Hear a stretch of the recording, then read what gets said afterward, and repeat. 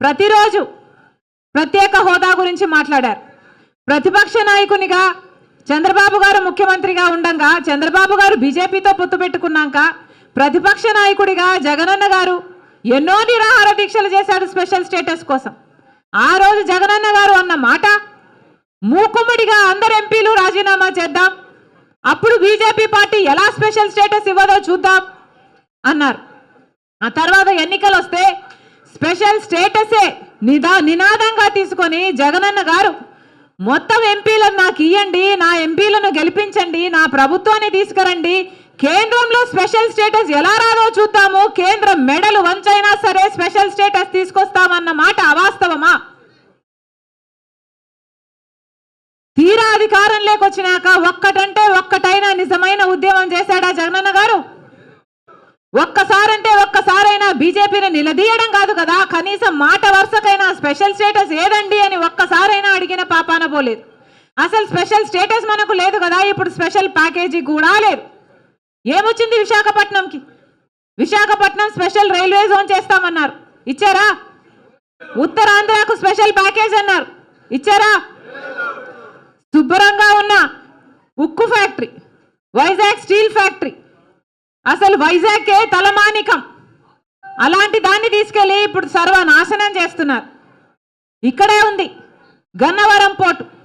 రాజశేఖర రెడ్డి గారు ఉన్నప్పుడు గన్నవరం పోర్టు ప్రభుత్వానికి కూడా ఒక స్టేక్ ఉండాలి అని చెప్పి రాజశేఖర రెడ్డి గారి ఆలోచన చేస్తే 30 ఏళ్ల తర్వాత మళ్ళీ గన్నవరం పోర్టు ప్రభుత్వం చేతుల్లోకి రావాలి అని రాజశేఖర రెడ్డి గారి దాన్ని అలా డిజైన్ చేస్తే ఇప్పటికే 15 సంవత్సరాలు అయిపోయింది.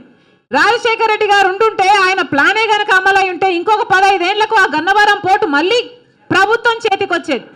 అలాంటిది ఆయన కొడుకు అయ్యుండి జగన్మోహన్ రెడ్డి గారు ఏం చేశారు? కేవలం 600 కోట్ల రూపాయలకు అదానికి మొత్తానికి అంటగట్టేశారు కదా గన్నవరం పోర్టు.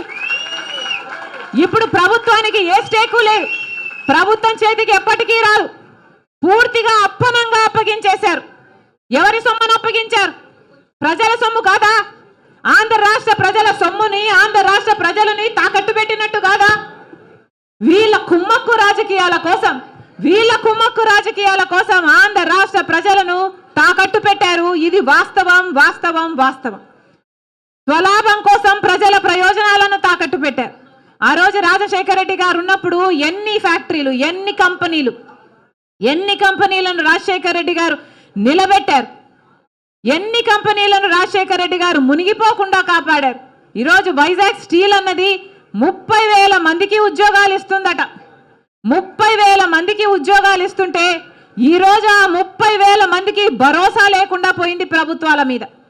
30,000 మంది, వాళ్ళ కుటుంబాలు, ఎంతమంది బిడ్డలు, వాళ్ళ భార్యలు, ఇంతమంది జీవితాలకు భరోసా ఇచ్చిన ప్రాజెక్టు ఎప్పుడు కాంగ్రెస్ పార్టీ అధికారంలో ఉండగా ఇందిరమ్మ గారు వచ్చి శంకుస్థాపన చేసి కట్టిన ప్రాజెక్టు, రాజశేఖర రెడ్డి గారు ముఖ్యమంత్రి ఉండగా 3 మిలియన్ టన్నులు ఉన్న ప్రాజెక్టుని రాజశేఖర రెడ్డి గారు 7.5 మిలియన్ టన్నుల ప్రాజెక్టుగా చేస్తే ఇప్పుడేమో ఇప్పుడున్న ప్రభుత్వాలు, రాష్ట్ర ప్రభుత్వాలు, కేంద్ర ప్రభుత్వాలు మొత్తం ప్రాజెక్టునే నిర్వీర్యం చేస్తున్నాయి. కనీసం లాభాలు రాకుండా, కనీసం ఆ ఉన్న వాళ్ళకి కనీసం ఈ భూములు మిగులుతాయని కానీ, కంపెనీ మిగులుతుందని కానీ భరోసా ఈరోజు లేదు అంటే అది కేంద్ర రాష్ట్ర ప్రభుత్వాల వైఫల్యాలు కాదా? ఆలోచన చేయండి.